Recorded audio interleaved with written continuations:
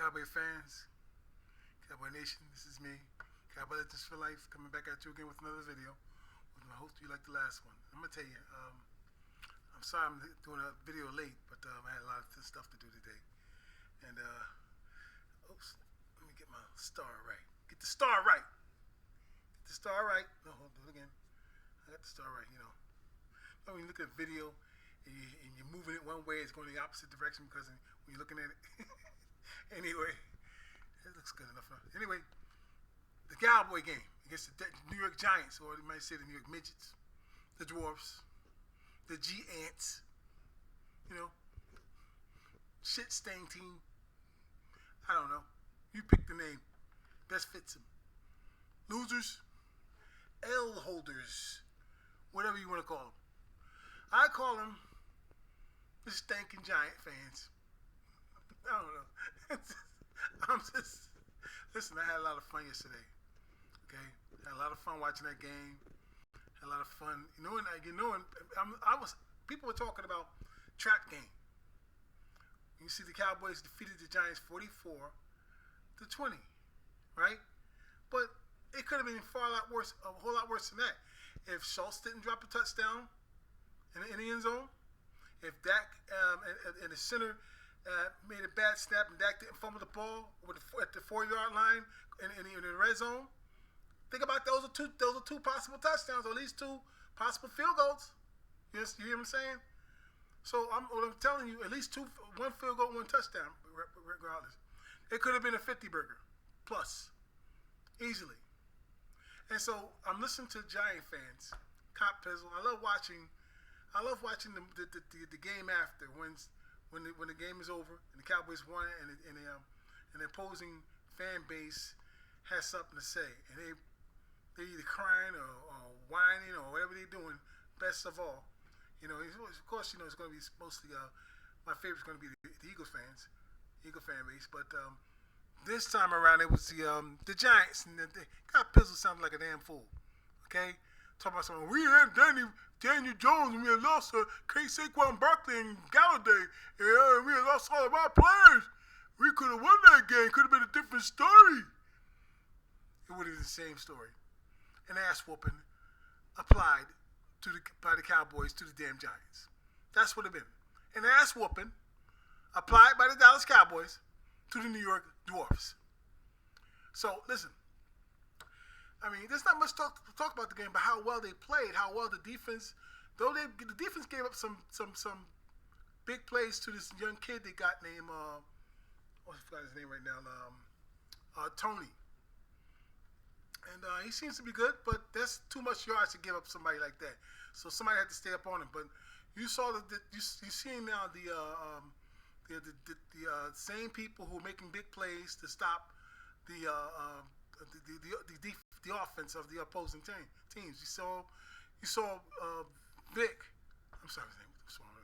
I'm saying Diggs. You see Diggs getting another interception, missing another one. He had right in his hands. He dropped that early first. And how well he's playing. He's been doing shutouts and stuff like lights out, playing ball. But I'm actually shocked to see how Anthony Brown's been playing the last several games. And you think about the last 3 games. But the last 2 games especially, he's been lights out. And he had a pick 6. And that cemented it, of course, but it was already gone. The game was already gone. But I'm actually shocked also.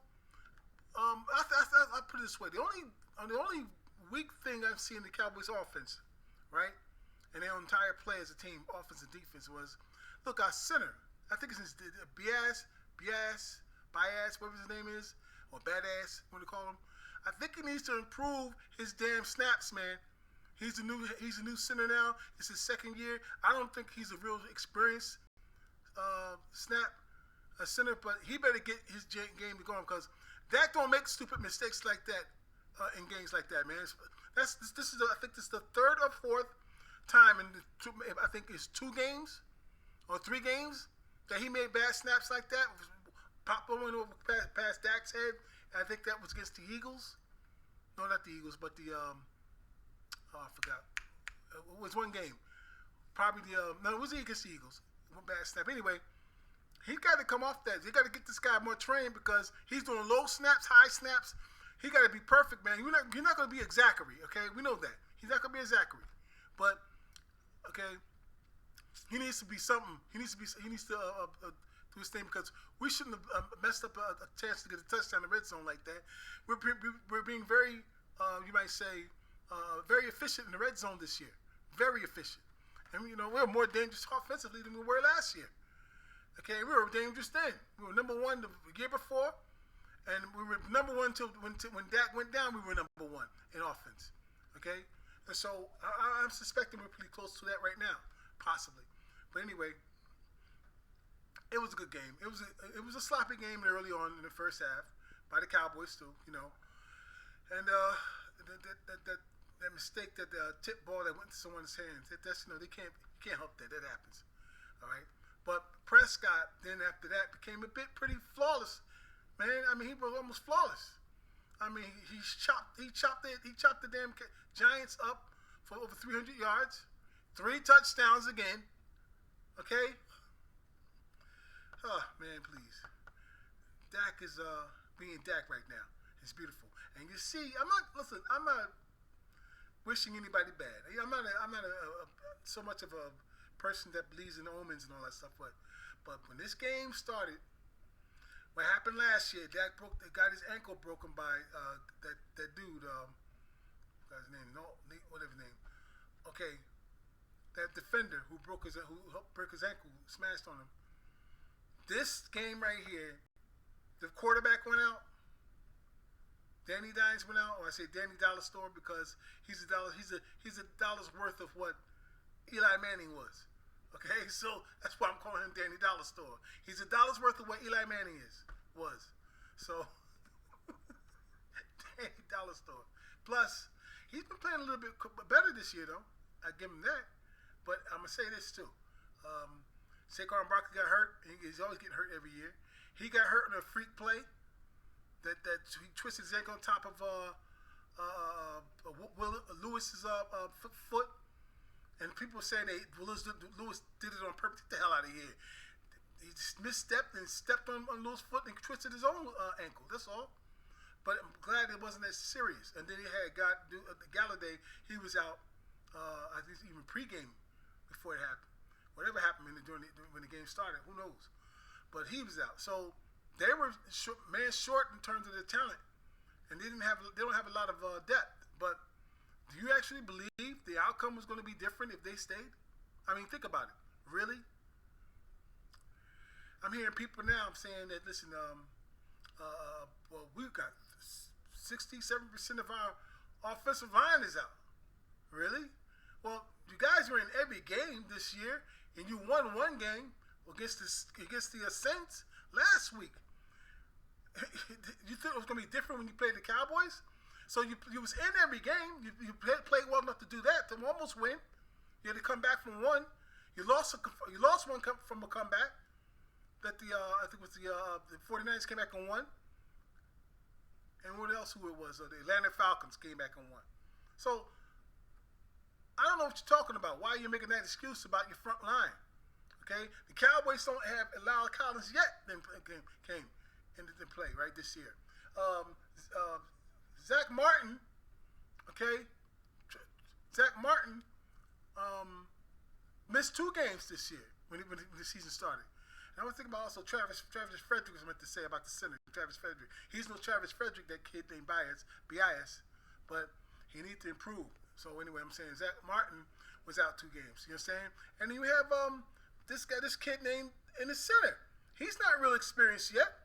He needs to be experienced. He's playing well though. When it comes to the blocking, but not really much so much as maybe in pass blocking. I don't know, maybe run blocking definitely. But I mean, he keeps snapping the ball wrong sometimes. And so don't tell us about our front line is perfect. It's not. They're just doing their job as good as best they can. And you got Steele. He stepped up. You got these. You got Smith. You got the usual suspects who are doing their damn job. So we got our offensive linemen actually got these guys primed and trained well. They work together. That's all it is. And so And of course, you got the old Moore. Kellen Moore is just a damn guru now. He's a guru about this point now. Okay, what he's doing is ridiculous. I saw one play that made me laugh and laugh and laugh, and I saw it this morning, and I saw the guy that even laughed even harder. They were six. It was at the 6-yard line. Goal. I think it was third and goal. Second and goal, third and goal, something like that. And ball snap. Dak gets in the shotgun. Zeke, he faces to Zeke, and one player's on Zeke. Go for him. Dak turns back around to go to the throw. The defender comes after the Dak, and it's out there. He turned around and threw it to him.